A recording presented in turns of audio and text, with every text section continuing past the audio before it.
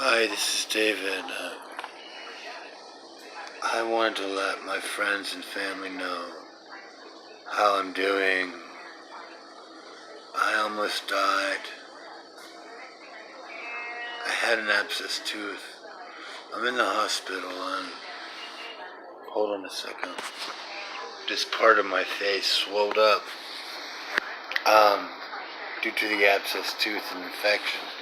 I got a lump in my neck and it almost killed me. The abscess tooth. It got so bad, the swelling got so bad that one night, I think it was the 10th of June, I couldn't open my mouth, I couldn't close my mouth, I could barely talk, I couldn't eat anything. I was in a tremendous amount of pain.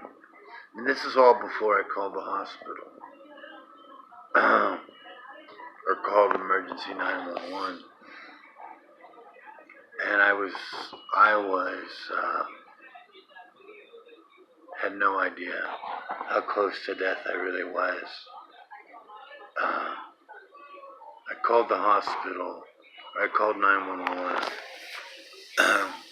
This all happened on June 10th, yeah. And they came and they said to me, it took me several days. I've been out of the hospital, been in the hospital for 40 days now. Hold on a second. This is a pain in the ass.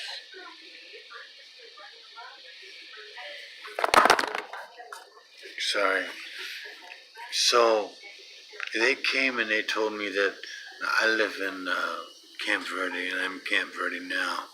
But they said they were going to have to air vac me up to Flagstaff, which they did. And I was like, I was kind of jovial. I didn't realize that I was as close to death as a man can be. I mean, I'll tell you, I was in that helicopter, kind of happy about it, but then all of a sudden they're like, you know what? We got to take care of business. This man is dying. And they did. They took care of business. My kidneys shut down. Boom. My airways shut down. Boom. My heart starts to shut down. Boom. And then I've got this, I don't know if you can see it,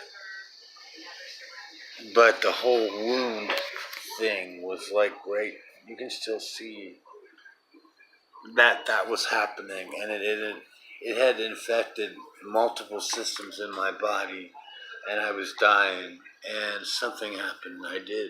I essentially did die. I don't know if I died on the way to the hospital or I died before I got to the hospital, but I went somewhere between life and death, and I didn't want to come back. And I was like in a waiting room, kind of. I was in a state of, Lord told me, suspension, and I was waiting, and what was being decided was, that I was going to live. That's what was being decided while my kidneys are shut down, while my heart is shutting down, while my lungs are shutting down, and thank God He didn't let my brain die. All these parts of my body are shutting down. My heart was down to 12 beats a minute. And I was ready to go. I'm like, finally, oh God, finally, I get to go to heaven. It's not too late. I get to go to heaven. And I'll be in heaven, and I'll be with my Lord, and I'll be with my Savior. It's over. Thank God, thank God, thank God. And I was so happy. Because I knew that it meant I could leave all the pain of this world behind, and I would be my Lord forever. And it would be no more sorrow, no more joy, no more blood, no more tear, no more stain, no more guilt, no more pain, no more shame. just joy. Eternal joy was finally mine. I knew it. It was mine to have now. Then I wouldn't have to suffer anymore. And I was so happy.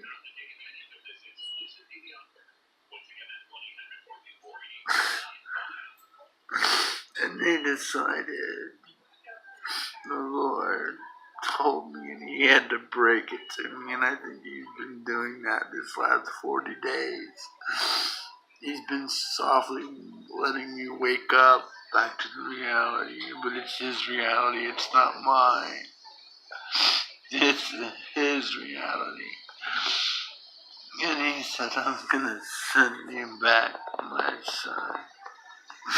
And I was like, no, please. Please let me stay with you. Please don't send me back. I don't want to go back. Please. Well, He did send me back. I wouldn't be making this video, obviously. And I remember coming back.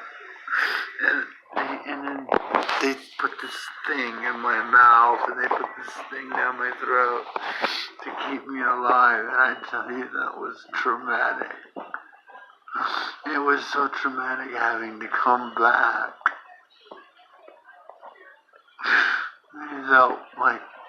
I felt like the hospital, the doctors were raping me back into life. I didn't want to be raped back into life. I would gladly have left, but it was not my decision to make. It was God's decision to make. It was my father, and I love my father, and I'm grateful now, but I was in a lot of pain, Lord. I'm grateful that You saved me. I'm grateful that You love me.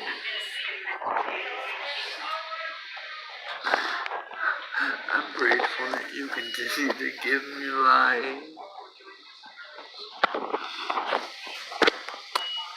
Thank You. You showed me something, Father. You showed me that as You loved me in eternity, You love me now. You love me today.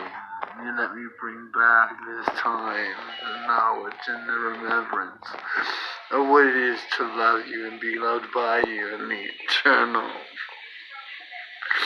Because the first time I went there, You said, my son, you die, and I did. It'll be as if this life never happened, and the life He was talking about to me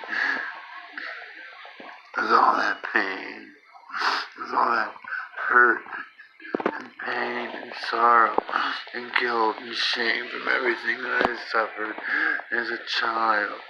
I don't have to, it's not a part of me anymore. I just have my Father's love.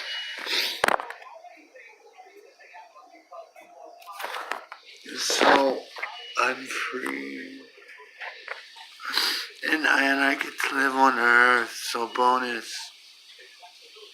I just turned 51.